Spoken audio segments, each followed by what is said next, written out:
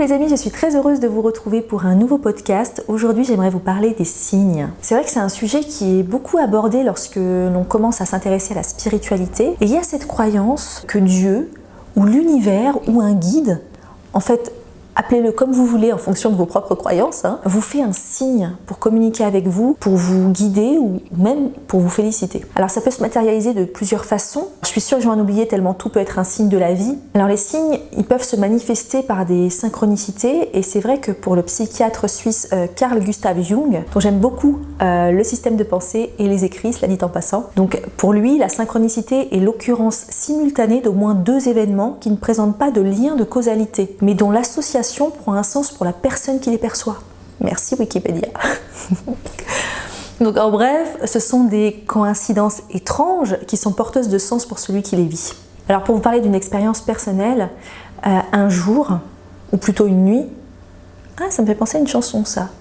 Bon, je m'égare, j'ai rêvé que dans mon jardin il y avait des rosiers magnifiques et soudain Sainte Thérèse de Lisieux est apparue et elle m'a dit « J'ai planté toutes ces roses pour toi ». Et le jour qui suivit, ou peut-être celui d'après, en scrollant mon fil d'actualité Facebook, un contact partageait un post de la page La Petite Thérèse de Lisieux qui disait que les boutures du rosier d'enfance de Sainte Thérèse étaient en vente. C'était vraiment une belle synchronicité.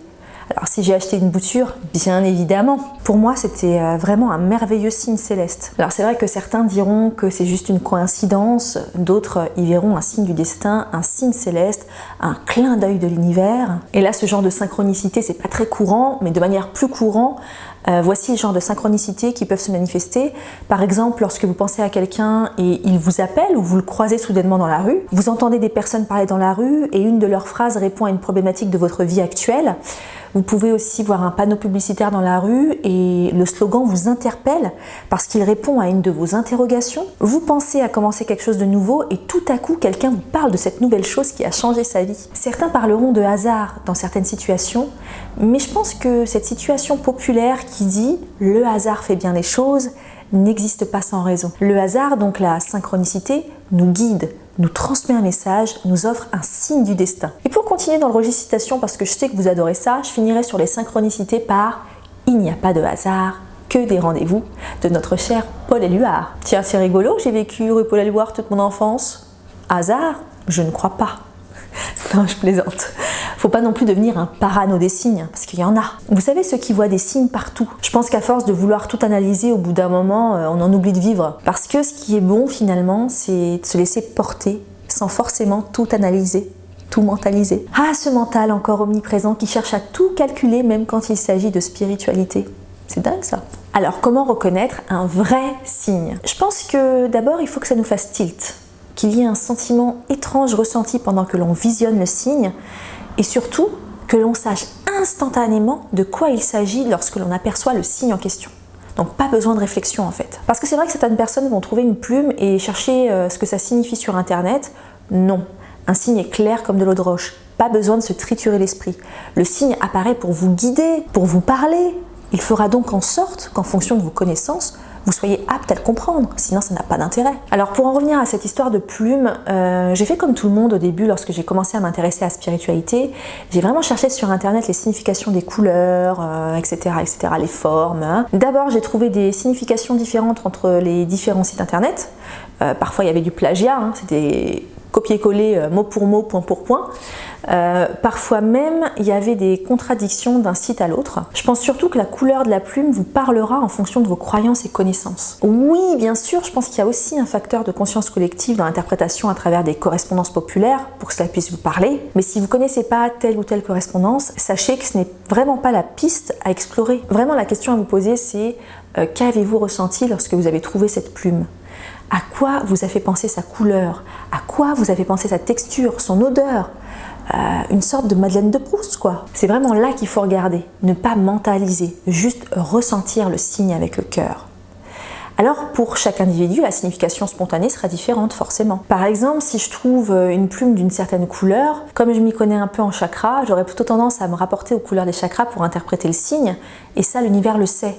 Donc il mettra sur ma route un signe que je peux comprendre avec ma propre culture, mes propres connaissances. Et j'aurai vraiment pas besoin de réfléchir pour le comprendre, ça sera vraiment instantané. Lorsqu'il y a réflexion, c'est une mauvaise compréhension du signe. Et puis trouver une plume, c'est pas forcément un signe, quoi qu'en disent les mouvements New Age. Si tu te balades autour d'un lac, il y a de fortes chances pour que tu puisses trouver des plumes de canard ou de cygne. Ouais, t'as vu comme je l'ai placé celui-là, c'était juste pour faire un jeu de mots, cygne. T'as compris?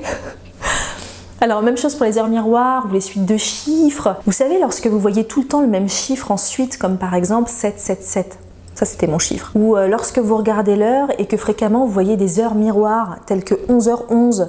Alors celui-là, c'est le signe suprême.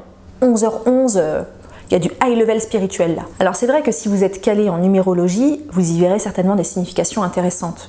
Par contre, si vous êtes une bille en numérologie, comme moi, vous n'avez encore une fois que votre instinct pour vous aider à l'interprétation. Et encore une fois, demandez-vous ce que vous avez ressenti à la découverte de ce signe. À quoi cela vous fait penser spontanément? Et puis pour savoir si c'est réellement un signe, le signe est accompagné d'un frémissement délicieux, un truc qui te fait vibrer positivement, une sensation furtive, agréable, mélangée à une sorte de eureka. Donc vraiment ça te fait tilt. Sinon, ce n'est pas un signe. Si à ce stade du podcast, vous vous dites que vous ne voyez jamais de signe, c'est peut-être que vous êtes trop dans le mental. Vous savez, ce truc omniprésent qui nous renvoie sans arrêt dans le passé ou qui nous projette dans le futur et qui travaille bien plus souvent à nous gâcher la vie, tant il est stressant et anxiogène. Depuis notre plus tendre enfance, on nous a appris à mentaliser, à réfléchir. Mais on ne nous a pas appris à ressentir. Du coup, il y a un équilibre entre cœur et mental qui se fait pas. Donc pour apprendre à ressentir, il va falloir faire taire ce mental omniprésent ou du moins lui accorder moins d'importance pour écouter et croire son cœur. Le mental, c'est une bonne chose en soi, mais lorsqu'il est surstimulé, ce n'est pas bon. Tout est mauvais dans l'excès, tout est bon dans l'équilibre. Personnellement, ce qui m'a aidé à me reconnecter à mon cœur, à mon âme, à mes ressentis, c'est la méditation de pleine conscience. Et nul besoin d'être un yogi pour la pratiquer. C'est vrai que lorsque l'on chasse les préjugés au sujet de la méditation, elle devient accessible à tous. En ce qui concerne la méditation, si vous voulez en savoir plus, si vous voulez avoir une aide pour apprendre à méditer, je vous conseille le petit livre La méditation profonde de Yogani, qui est vraiment très complet sur le sujet et dans lequel il y a vraiment l'essentiel sans le superflu. C'est vrai que j'ai lu énormément de livres sur le sujet et c'est vraiment de loin celui qui a été le plus efficace, celui que j'ai trouvé le plus pertinent et le plus utile. Bref, vous l'aurez compris, la méditation a été bénéfique pour moi. Peut-être que vous trouverez un autre moyen, mais je ne peux que vous parler de mon expérience et donc vous conseiller la méditation. Alors pour en revenir aux signes, vous pouvez très bien demander à en recevoir. Lorsque vous vous sentez perdu par exemple, lorsque vous avez besoin d'être guidé.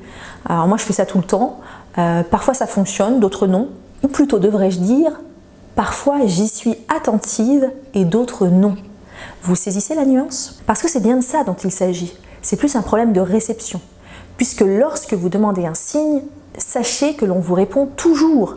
À vous de savoir décrypter la réponse et de la reconnaître comme un signe. Parce que oui, le signe est subtil, d'où l'intérêt de délaisser un peu son mental au profit de ses ressentis. Vous pouvez demander à recevoir votre signe dans vos propres mots comme vous le ferez à un pote. Par exemple, si vous avez un choix difficile à faire, vous pouvez demander « S'il vous plaît mon Dieu » ou « l'univers » ou « la vie » ou que vous voulez, guidez-moi vers le choix qui sera le plus bénéfique pour moi. Alors si vous posez cette question, s'il vous plaît mon Dieu, guidez-moi vers le choix qui sera le plus bénéfique pour moi, il se peut qu'après avoir obtenu la réponse via un signe, vous vous dites que c'était un mauvais choix. Et finalement parce que vous en avez chié dans ce choix-là. Sachez que les épreuves peuvent aussi être un choix bénéfique, une sorte de mal pour un bien.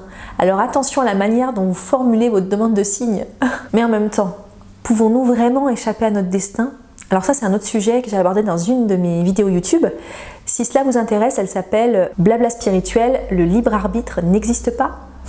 Alors c'est vrai que parfois on se demande pourquoi est-ce que les signes ne sont pas plus clairs. On se dit que là-haut ils pourraient prendre leur téléphone céleste et nous dire bon Brigitte tu déconnes là, tu devrais plutôt aller dans cette direction. Eux, ils mettent une plume sur notre chemin.